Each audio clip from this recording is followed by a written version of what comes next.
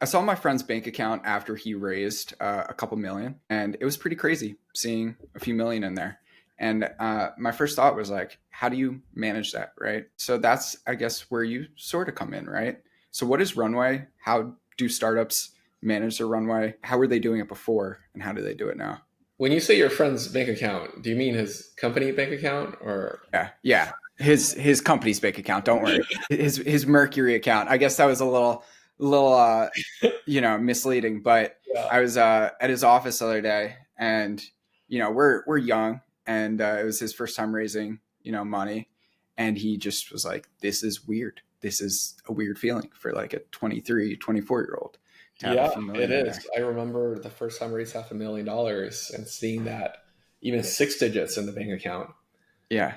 was weird. And I remember before I raised a round, I was talking to an experienced founder, and he asked me how much I want to raise. Like, I don't know, maybe $250,000. And that seemed like an infinite amount of money to me at a time. Yeah. And he was like, "What are you gonna do with $250,000?" I'm like, "What do you mean?" But Exactly. yeah, so where do we come in? We actually don't come in that early. We actually started with a product that helped a very early stage founder understand their burn and their expenses, how much runway they have, which is the name of the company. And what we quickly discovered is that, yes, you want to understand your spend, but at the earliest of stages, your spend is actually quite simple. All of your money pretty much goes to people. And from month to month, that doesn't really change that much. And to the extent it changes, it's pretty easy to keep track in a spreadsheet, which is what I recommend most people do when they start. And that's what most people do. They have a spreadsheet model. Where Runway becomes a lot more helpful and why we built it is as a company gets larger and it has revenue, the business becomes more complex. You have many people in the company and many departments and a lot more money going through. That complexity and the impact of the decisions you have to make in your business just so much higher, right? Instead of like making a decision about whether you want to buy more soda for the office, you're making decisions like, should I invest like $10 million into this like new product line? Or should I hire, double the size of the sales team? And what is the implications of that? These decisions are actually really complicated because businesses are really complicated and they get more complicated as they get large. And so you need increasingly better tools for thought to think through the consequences of those decisions. And that's what FP&A is about. Like, probably heard the term FP&A, and it sounds mysterious. And a lot of founders like me, in the past, I haven't had a background in finance. This idea that finance is like accounting, but that's like sort of, if you think about accounting, that's sort of the database layer of finance, right? Like, you write code, you have a database, that's the data. And FP&A is actually the logic layer of finance. It's basically a simulation of business and lets you understand where you're going. And that's what Runway is more about. It's making that logic understandable and useful to people. Gotcha. So I've tried doing that kind of thing by myself, where on a much smaller level, right? If I invest X in advertising, here's what, maybe my little SaaS or my newsletter will do. But this is on a much larger scale, right? Yeah. So at the simplest levels, like that is a problem that we solve, right? And at our smallest customer will have about 50 employees or so, right? So some of the companies running a Runway are AngelList and Superhuman and ConvertKit and a Kylie Jenner's tequila company. So those are the types of companies that we're helpful to. And yeah, at that complexity, because of the sheer number of people and the sheer complexity of the business, right? It becomes highly dimensional. What I mean is, like, when you have one customer segment and one product is relatively straightforward, but it gets complicated when you have different geographies and different countries and different product segments, different departments, and you have to track all of the intersections of all of those things separately. That's where models get really, really complex. We try to make a very good version of a business planning, modeling, and planning tool so that anyone can just come in, make changes, play with it, understand it. Got you. Yeah, I was really stoked by the kind of variability and how you could change stuff watching the launch video. Yeah, so most of my listeners are marketers, young founders, so probably not as deep, along that journey. So I want to jump into the launch video. Your Sure. launch kind of blew up the internet, which is always the goal. It was, hundreds of thousands to millions of people saw it, and it was just really well done. And that's why I really wanted to chat as well. Is like, from idea to execution of the launch, could you take me through that process of how you went about it? Yeah, we knew we wanted to do some kind of coming out party. We saw it as a marketing campaign, right? The reality is we've actually been live for, depending on how you count, either 4, 3, or 2 years. We've had a V1. We've always had customers and users. We've always talked to them. And, it would be crazy to build any kind of product for 4 years, just like not have paying customers or users. So we've had that the entire time, but it was never at a point where we said, oh, this is like good enough for us to put a 1.0 sticker on it until fairly recently. And so we treated it as a marketing campaign. We knew that it was like, this is our early access sticker. And so the timing was at our discretion. So the process of planning this, I think end to end, it was probably around a 6-month process. I think most of the work happened in the last 3 months or so. But really the first 3 months was refining our company narrative. And so a lot of people, everyone wants to talk about like, what was the idea and what was the process of coming with these cool ideas? But I think what's way more important are figuring out, one, what your company is actually about and what your company values in terms of its brand and how you operate and execute on that brand. Like what do you value deeply that you refuse to compromise, and that makes you unique in how much you're willing to give up to make it happen. I think everything else comes naturally from those two things. I think if looking for like the process and the ideas is kind of like cargo culting, you're going to get the surface of it, but you're not going to get the deeper level of it. And so the thing that everything starts with is actually the story. And when you look at the greatest companies and the greatest stories, like you think about Disney, it's a very valuable corporation. They start with a story. And the thing I think about story is that Lulu Chung wrote an amazing article about story and Anduril, right? And the 10 Commandments. It really crystallizes way, I think, story should be a part of a company.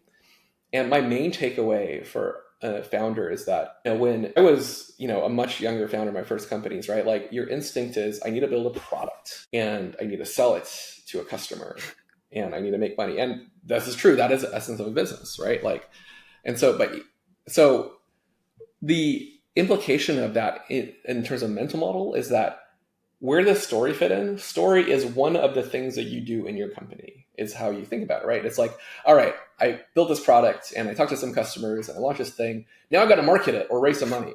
Now I got to figure out a story, right?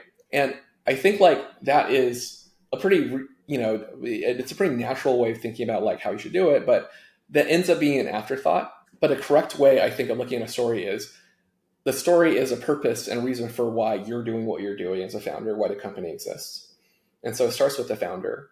And it goes out in a series of concentric circles. It goes out to the leadership team, the wider team, to your customers, and to the entire world.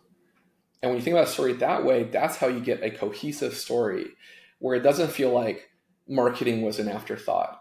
The messaging was an afterthought, right? Where it doesn't fit with like the quality of the product, how you talk about it, what the product even does. A good story should affect who you hire and your values as a company and what you're building. It comes from the story.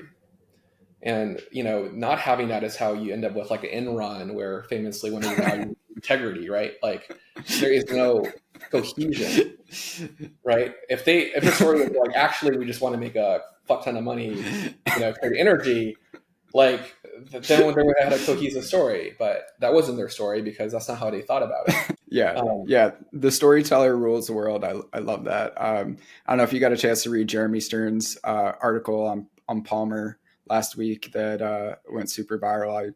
Fantastic piece and story about him and his hero's journey, right? And I think every founder kind of has a hero's journey. Yeah. This, Joseph Campbell idea of, a story in Greek mythology. You meet the allies, you meet the mentors, don't want to go on the journey. You get convinced, you have all these like moments, right? And so I've been ghostwriting for founders, VCs for the last few years, and that's been my main thing is telling those stories, the heroic stories. Like every founder is a hero, like every company is a myth in some ways. And yeah, I think the strongest companies start with that heroic story. And it's creators too. And when I tell my stories, the strongest ones are my personal stories, right? Or when I write a tweet about the power of cold DMs, right? Like I have one that's doing well right now. I only say that because they changed my life, right? Like, and I say that underneath. Like I'm not saying it just because I'm saying it and that's like, my brand. I'm just saying that because it changed my life. Like, yeah, Yeah. I think everything starts with the story. It's It's funny. We only have one advisor to the company, and it's a storytelling advisor. interesting. Say more on that. Who's the storytelling advisor, if you could say, or what do they advise you on exactly? Our story. So we worked with them, like for 3 or 4 months, refreshing our story and trying to get to the essence of it. And so he's a magical person. His name is Wolfgang Hammer, first of all. That's a magical name. That sounds like some Greek mythology stuff. Like, I hope he named himself because he must have the best parents in the world. Man, I Yeah, wish I was named Wolfgang. But he was executive producer of House of Cards and Hunger Games, and he was a studio head for Lionsgate and Miramax. So he really knows stories. It's his like entire thing. And difficulty and the depth and the ultimate outcome and how obvious it is only in retrospect just floored me during this process. Like I thought I was a pretty decent storyteller, but I'm also impatient. And so, when, yeah, and founders tend to be, right? You work on something, you want to get it done yesterday. And out of all the things you work on, story just feels like a bullshit string of words that, you're writing code, right? Making code and designing a good product, that takes time. Like when you're thinking about writing, the natural inclination is like just write the words, like it'll compile. Like you don't have to compile it; it'll just put on the page and press deploy, and the words are done, right? That's definitely, even as much as about storytelling, how I thought about it, is like just get it done. But during this process, like I was really blown away by like how deep the art goes and how powerful it can be. Like we refresh our story and the impact this had as a company is indescribable.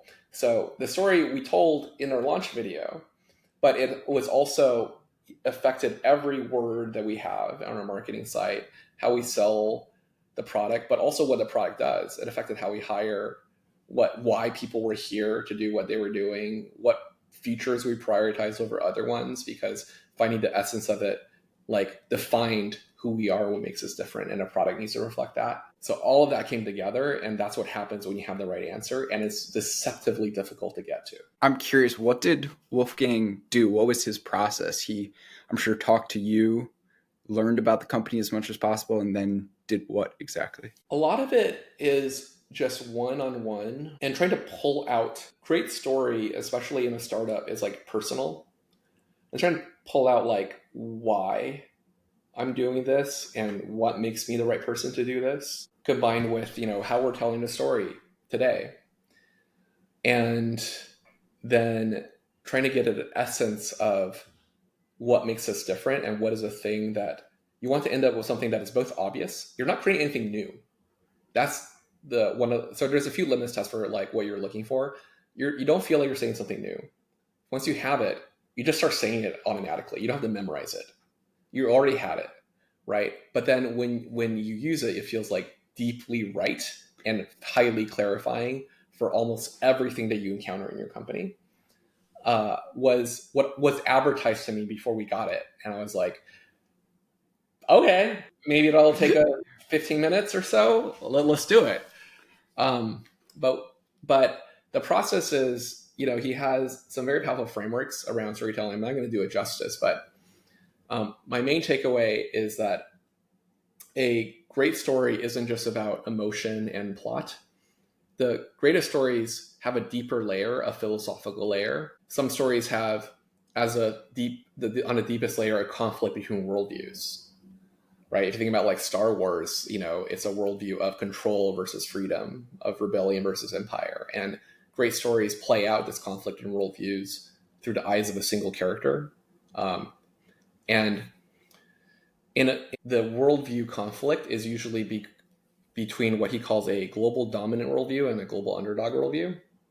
And so the global dominant worldview is the world as it is, the default state of the world, what everyone tends to believe. And the global underdog worldview is a worldview that says there is a better world to be had if everyone can just like see the subtle lies in the dominant worldview. And the key is in every story, the global dominant worldview is always a worldview held by the bad guy. And the underdog worldview is the protagonist worldview. And this conflict plays out through the eyes of the protagonist is the story. And so that seems like, at a high level, pretty basic.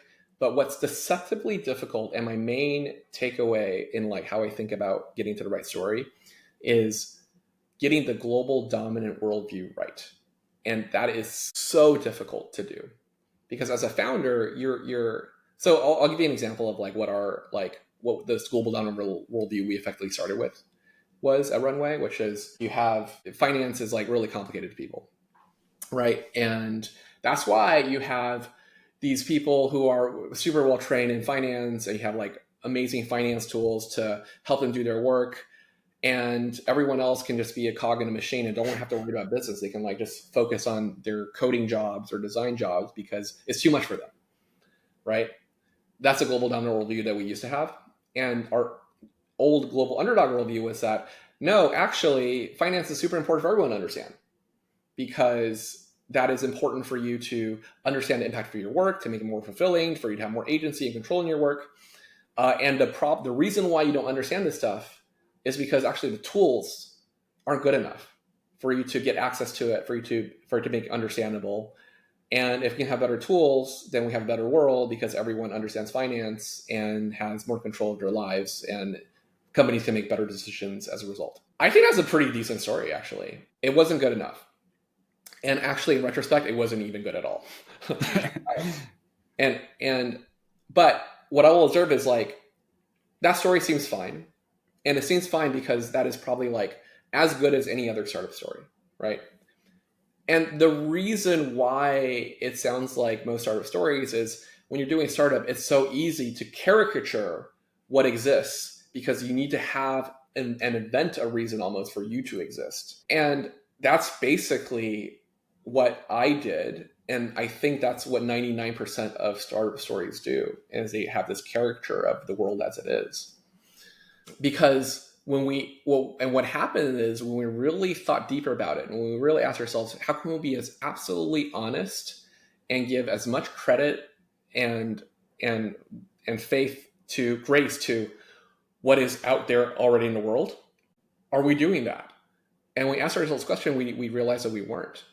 Because if you think about megacorp, like a Salesforce or Microsoft or whoever, or Google, who's saying be a cog in a machine? No one's saying that. People are saying the opposite, right? People are saying like, we should be more collaborative. People should understand how everything works. We should be more transparent. And then we looked at like the incumbent products like an Anaplan and Adaptive Insights, right, for finance. And we look at what their marketing message is. It's connected planning, it's strategic finance, it's connecting all the different departments. They don't actually do those things, but that's certainly their marketing message. And so what we realized then is that, oh my God, like, because we weren't honest about what the global dominant is, we ended up with the same message as everyone else, almost without knowing, and we thought it was a great story. And when you have the same message as everyone else, and that's how you end up there, then your only differentiator is, but we do it for realsies, which is not a convincing story by anyone. So we had to really dig deeper and figure out, like, what is a starting point where we have a believable villain, right? You think about movies, right? The reason why Breaking Bad and Thanos are like good villains is because they have believable motivations. They're not like cackling, mustache twirling like evil caricature. And a believable villain then makes the heroes and the unfolding events of the story believable. So we spent a lot of time trying to figure out what the global dominant is for Runway. And we got that, and that's how we got to our current like story that has been pretty impactful. Wow. I love that. I love the idea. Like, I think every founder, or maybe especially creators and writers, it's nice to have an arch enemy, you know, Yeah. even if they're somebody famous, like somebody that you are trying to beat, an enemy, or even just an idea that you could put out there, right? Like, my enemy for a while was like AI writing, right? It still is. I don't use AI writing, but I love shitting on it.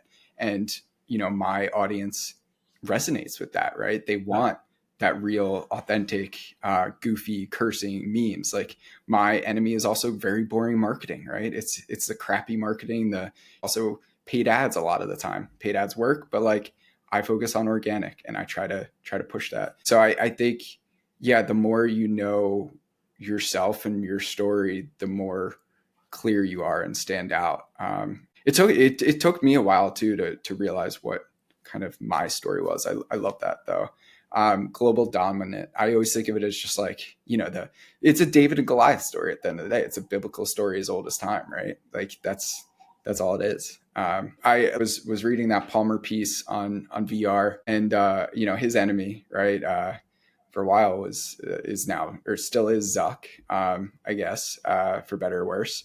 Yeah. And you started a VR company yourself, I did not. Sandbox.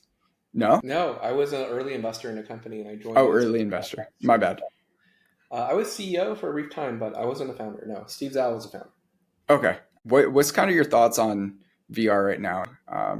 VR, Vision Pro, anything like that? Yeah, well, I joined Sandbox because I've been a VR super fan. I've owned every developer kit, and I thought it was going to be super interesting. It just took quite a while for it to be interesting. Arguably, it's not even interesting yet, but I think it will be. And the reason I joined Sandbox is when I really thought about the experience that you want in VR, people imagine like this the Star Trek holodeck, right? And what you get even today is either a seated experience at home that's kind of disembodied, or you can move about in a relatively small space because most people don't have that much room.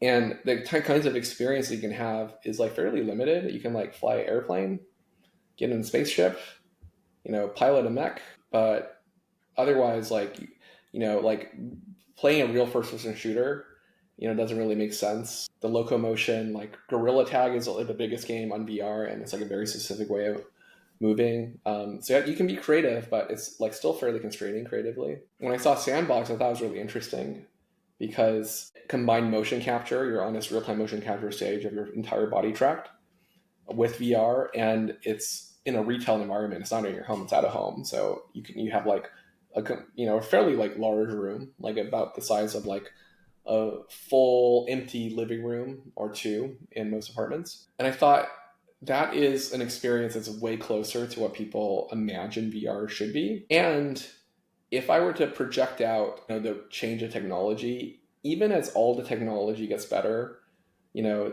headsets get better and resolution gets better and tracking gets better. What's not going to change is locomotion. Like the Ready Player One, like treadmill, that violates the laws of physics. That's not a thing that exists. There's like Disney's Holotiles also is like, if you watch someone actually go on it, it basically causes you to trip or like get motion sick. So it's not a thing. And so you really need to have wide open space for that to work. And I thought, okay, like real estate isn't going to get any cheaper.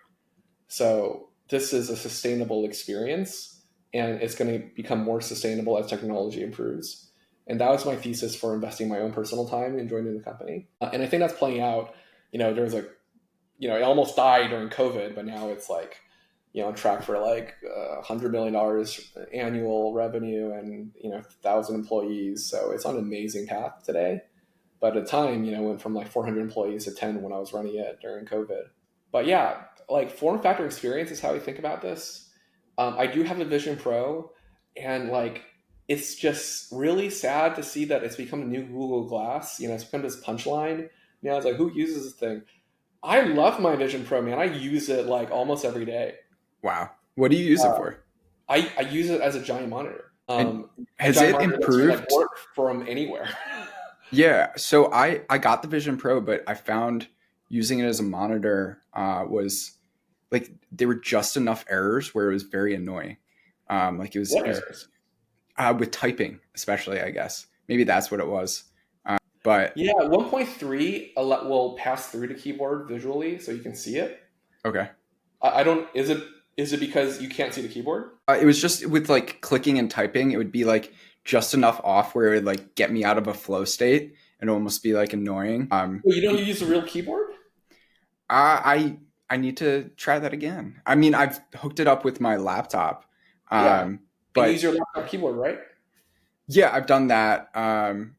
Yeah, Huh. Yeah, I haven't had any issues with typing, so that's kind of weird. interesting, interesting. Well, let's keep talking investing. You invest your time in Sandbox because yeah, that very cool thesis of real estate is just not getting any cheaper, and people want somewhere to hang out and do fun stuff, and also the running around with VR. What about investing in things like Mercury, 11 Labs? Those are both pretty awesome companies that I'm fans of. What was kind of your thought process around those? Those weren't difficult.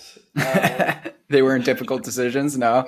No, I mean, I was lucky to get any allocation in all of those deals. Yeah, What was it? I think investing helps you be a better founder, and being a founder helps you be a better investor to within some constraints. Part of like what you have to believe in order to be a founder is there are these things that seem obviously bad in the world, and for some unreasonable reason you think you can actually change it and make it better. And I think that is somewhat of a rare like trait.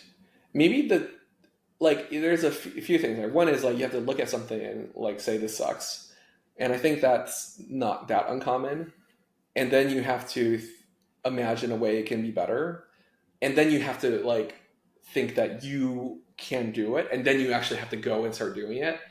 That funnel gets pretty small if you get down there. But the reason why I invested in Mercury is I used banks as a founder, and they were terrible. Like, this is not what I yeah. want.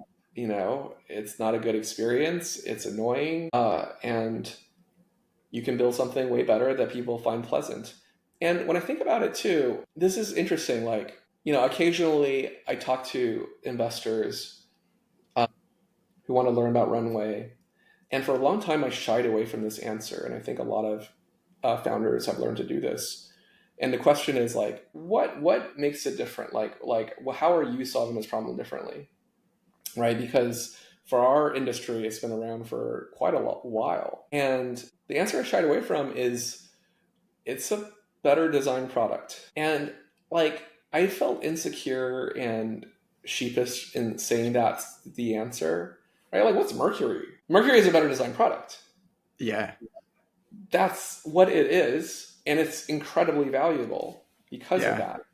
And as investors, what I notice, like, people are looking for like what is like the business model, strategy, enterprise go to market, synergy, whatever hack it is that's going to like help you win. And like I mean, the complete discount, like those are real things, but like the most obvious thing that doesn't get attention is like, what is the product, and is it good? Is it just really good, and how do you make it good? And my deep feeling in interacting with a lot of investors is that design is still so undervalued in a world where everyone has iPhones and Apple is like the most valuable company in the world. It's still undervalued, which is like still really shocking to me. But I feel like that's such a huge arbitrage opportunity even today. Whether you look at Linear or Figma or Notion, and what we aspire Runway to be, like there's a lot of low-hanging fruit there. So yeah, I design is love that. amazing. I love that arbitrage opportunity. I work with jam.dev, been working with them for about a year and a half. Incredible design. And proud to have a little bit of equity there, and Yeah, love that company. And like it's you just stand out so much more. And people have seen it with my branding. Everything is this purple and blue cyberpunk design, from my book yeah. to the jersey to my profile picture to all my newsletter covers. It's a lot of time and craft went into this.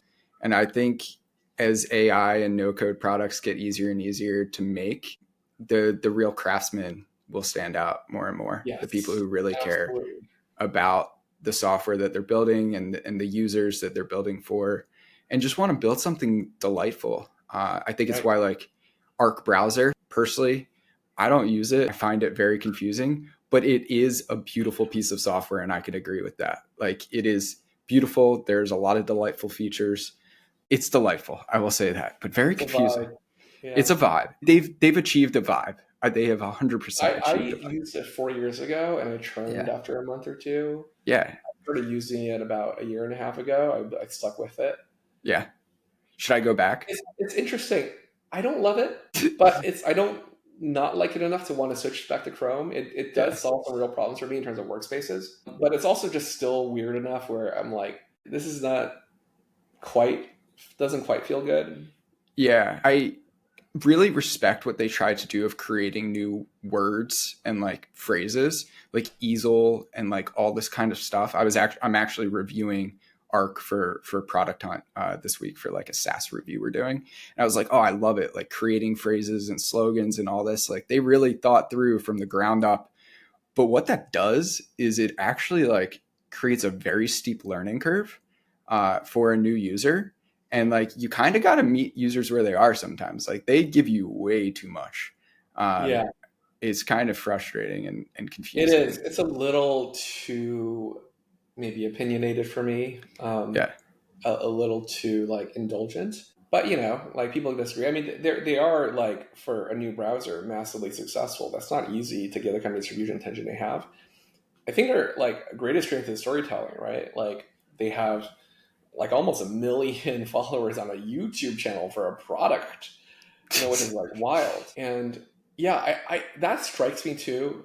Like we can, critique the product, and that's totally fine and fair to do. I have like a lot of gripes with it, but I think my takeaway from that is that it reminds me of like Runway too, right? Like we when we started on this current version of Runway, we started this maybe like 3 years ago. We kind of started on a new version of it. We start, version one, as I mentioned, is for like early stage founders, and V2 is like, okay, we need people who with like more significant pain who's willing to pay us like $2,000 a month, which is not a founder because they have very different problems. And the thing that's most memorable is one, it was really, really painful and took a long time for us to get any traction at all to just like build a complicated product because, it's valuable because it's complicated, and those are hard to build. And so for a long time, it wasn't very good and it didn't do much.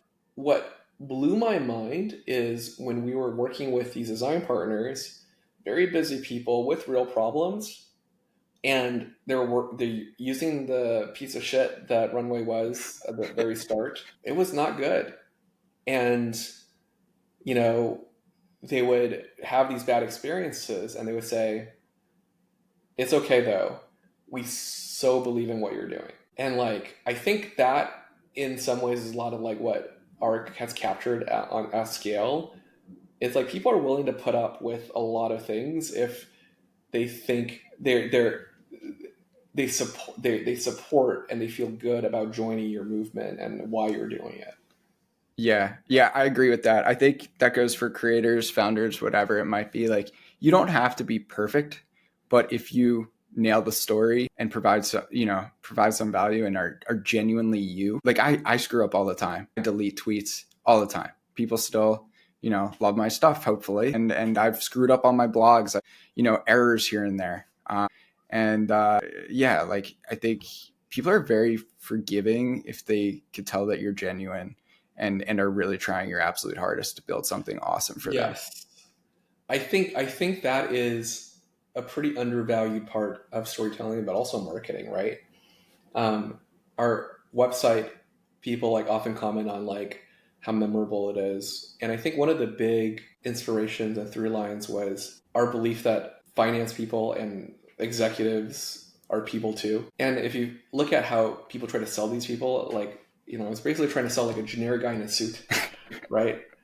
So you have a website with generic dudes in suits shaking hands with Yeah. each other. You don't show the product, and it's like it's business. And I think what's underutilized is like they're people too. You can talk to them like people, and it's okay to speak to them like people.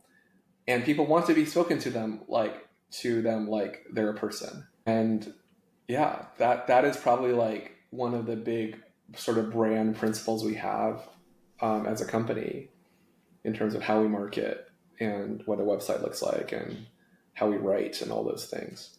Yeah, I was just about to tweet this earlier. I have it in my drafts. I wanted to edit a little bit. But if you assume your customers are smart, you're going to make smart content, smart products. If you assume they're idiots, you're going to make stupid stuff. So, like, always write and assume people are smarter and will figure it out and understand and Yeah.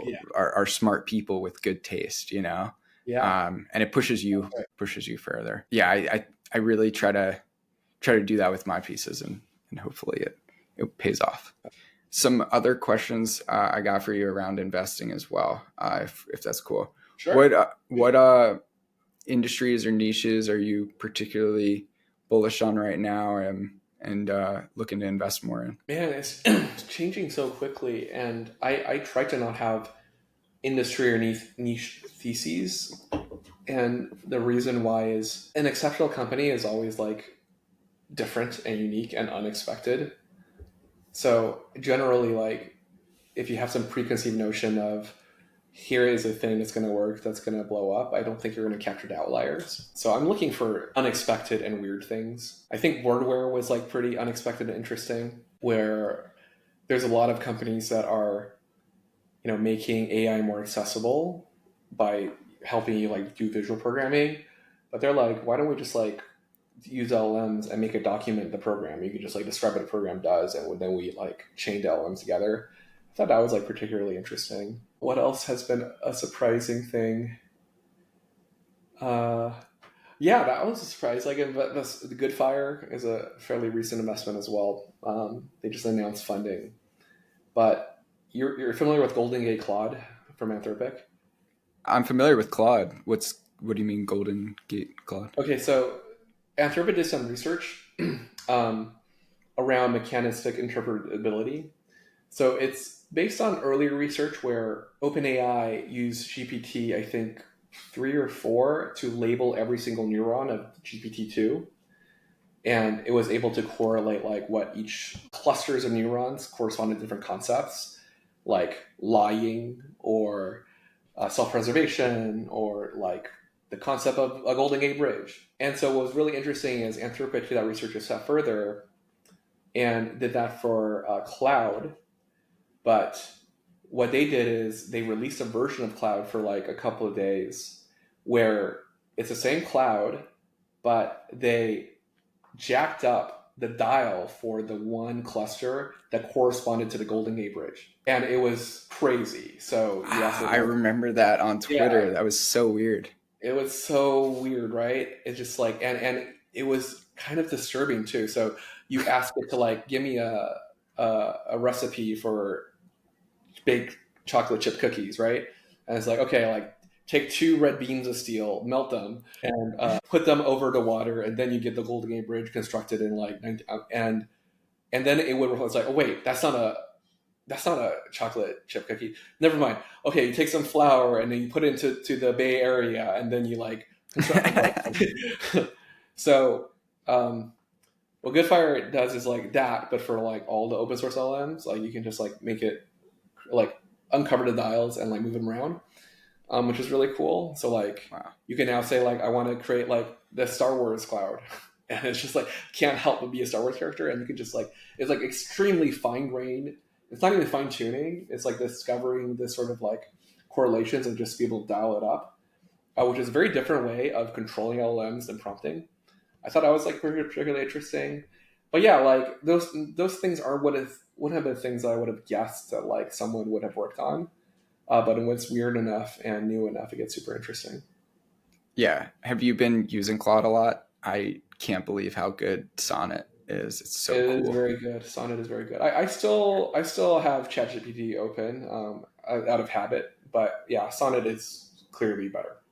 Their marketing also has just been incredible. I think I'm so impressed. Like OpenAI, like I love, Altman. I love that whole crew, like Rune and whatnot. And it feels almost a little clinical, whereas like Anthropic and Cloud feels like your grandpa that you're asking questions to. Like I think it's just so well designed. Like you Yeah, said, like design, it's super yeah, they undervalued. did a really good job. There's no question. I mean, I think that is the zeitgeist of like, and OpenAI is like fallen off a bit, and Anthropic is like outperforming, is the best foundation model and is outperforming their product. I think there's a good amount of truth to that. I do think it is like unfair to OpenAI only because I think like in terms of foundation capabilities, I think my sense is that internally they're like considerably ahead. It's just very hard to deploy it safely. Yeah. Yeah. I could definitely see that as well. I feel like there's so much fear around that now and people are so hard on them. Yeah. Yeah, I feel like they definitely are going to have some Sonnet like feature or they probably already have it internally, like you said, where like, Yeah. I mean, like if Sonnet has Sonnet 3.5, right? Like yeah, there's no way. I mean, to be fair, like Sonnet, the existence of Sonnet 3.5 implies the existence of Opus 3.5, which is like, okay, they already have another thing that's going to leapfrog a thing if OpenAI decides to just like incrementally beat 3.5. But like, my take is if they have Opus 3.5, OpenAI definitely has something that'll beat that. Like, they have it. yeah, They just, yeah, it's just very difficult to release it. yeah, top secret right now. How do you kind of plan out a roadmap when you're building out Runway? Like, do you have any tips for that for young product builders? I mean, I really think the actual most important thing is to build in a way that makes sense to you. You should read a lot about what are best practices. Okay, so there are just foundational things that you've heard advice about. And the thing about advice that I think about a lot, one school is Paul Buchheit school, which is advice is limited life experiences plus overgeneralizations equals advice. That's certainly a true perspective. But a thing I think about a lot is, there's advice you hear and it's like, holy shit, that is like so insightful and clarity creating, right?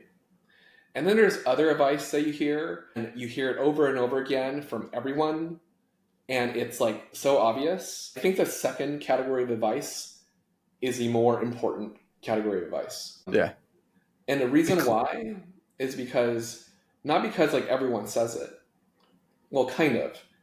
The fact that everyone says it and everyone knows it and it seems obvious, and yet it remains advice, implies that it must be deceptively difficult to actually execute on. yeah. Talk to Otherwise, users. you wouldn't Actually, need to make it advice. yeah, So the foundational advice of talking to users is very good. Like you should do that, but like how? And with what mentality and what are you trying to learn from those users? Those subtleties are actually fairly difficult to get right. But with the baseline of talking to your customers and being flexible in the path, I generally think you should like execute in a way that's like most comfortable to you. Because the truth is like outside of talking to customers, I really think that's like the one thing you don't want to change. Every piece of best practice, the opposite of the best practice is also best practice. yeah, yeah. Just So building you might as well do silence. what Yeah, works for you. yeah. And what about like kind of managing engineers pushing, product direction? For reference, I'm working on a basically like a meme SaaS right now. So it's Google Trends for memes. I've got a couple engineers scraping internet for new viral memes, and then I'm alerting people. Have I guess 4 figures MRR? Just hit 1,000 MRR for this, and so I'm like, it's my first time managing engineers, and I'm trying to communicate, and it's and trying to like plan out a roadmap. I don't know how to do the timing. I don't know how to like, and any advice there around that is like, getting How many engineers? so it's two engineers, kind of a no code agency, but it's 2 engineers on the team, I think. So I would not really worry too much about like spending a lot of time on planning. I mean, you just get in the same Slack room and adjust Yeah. in real time. I think Yeah. that's the fastest way to do it. is when the team gets larger, communication complexity between the people becomes more complex. But the real turning point is when you, as a single person, can no longer follow everything that's happening at all times because the sheer amount of people. That's when it gets really difficult, because it's not just that you don't have the context, but more that in that world, the decisions that every person has to make without you multiplies significantly. And they're going to make decisions by default very different from you. And that's where things get really messy. And so a lot of this is about alignment. And holy shit, it's so hard. Like there is an answer, but the way to get that answer just requires a significant amount of experience and time, is honest truth to this. What it deeply comes down to is self-awareness. And you can think you're self-aware and you can still be more self-aware. So and I 120% include myself in this, right? Like one of the litmus tests for alignment and self-awareness around this is everyone has experienced this. You're working with somebody, one of your engineers, and some idea or thing was said or proposed, and you're taking it back by like, what the fuck? Like, how could you think that? Like the right answer is obviously the opposite of what was just said. So then you're like, I must have deeply fucked up and we're now not aligned. And you're thinking, I've not done my job in like communicating, or this person is actually just too stupid to understand it, or they're just so different that I can't work with them. Have you experienced that before? Yes, definitely. Okay, so everyone has, right? And that used to be my default reaction. And I think like one of the things that has really helped me as I've gotten older is the increasing understanding that the particular way in which I think and my tastes and preferences is unique and rare, actually. Because your default, my default when I'm younger is like, everyone thinks like me. Everyone, this is obviously good and that's obviously bad. And like, of course it would be. And accepting that that's actually not the case. And that's okay, because that is just a reality of the world. Means that when you encounter that situation where it's like, there's this is a really obvious thing that there's a disagreement. What it means is that the reason why you feel that way is intuitive to you. It's like super deeply ingrained in how you think and who you are. And the implication of understanding that is incredibly important. Because if you know that the reason why you feel differently about a thing is something that you so deeply believe and so intuition driven, what that almost certainly implies is that you didn't think it was necessary to make it explicit to people. Like, and because it's so deeply ingrained and you haven't had a practice of making it explicit to people, it can be sometimes even hard to articulate in words because you didn't realize you ever needed to.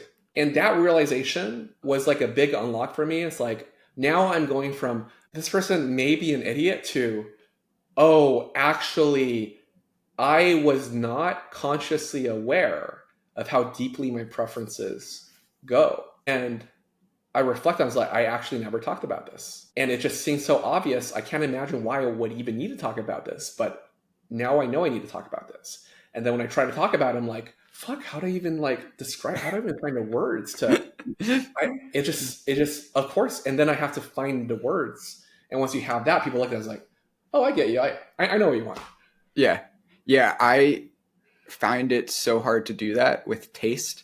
It's very hard to scale taste. At least it's been a challenge for me. Like I thought about starting a ghostwriting agency many times, and I had a couple freelancers working for me, but scaling my taste in writing was so hard that I was like, I can't do this. Like I'm just not doing it. So instead, just continuing to work with solo and then have a couple employees working with me on the side on other things. But for writing specifically, my taste is just like my taste, and people are paying me for my taste. And that is, get you. Yeah. I work with a ghostwriter for LinkedIn, and she's in-house, and she also does our help center and a bunch of other content, but also ghostwrites for me. And you probably have the same like procedure where we talk to each other and then we extract out things that could be blog posts. And like getting my tastes offloaded is an ongoing process, and it's quite difficult to do. She's an incredible writer. Yeah. She's like, quantum physicist, founder and LV product, and writes content for us, right? Like, incredible, very difficult. The thing I'll say about that is like, it 100% is difficult. And I think you kind of need to do both. There is no choice. If you're small enough, or if you just want to be one person, then you don't have to figure it out, right?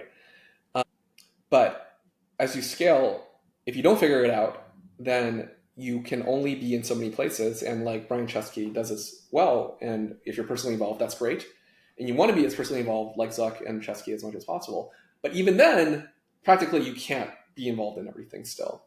And so it becomes incredibly valuable to be able to make it explicit. And what I found is that working with my own ghostwriter in breaking down the specifics of my taste has actually not made writing just better, but made me more self-aware of what makes me different and how I think and what makes it good and bad. And so it's actually incredibly rewarding, and it is no doubt super difficult, but it's, as an ongoing process, it is super worth it.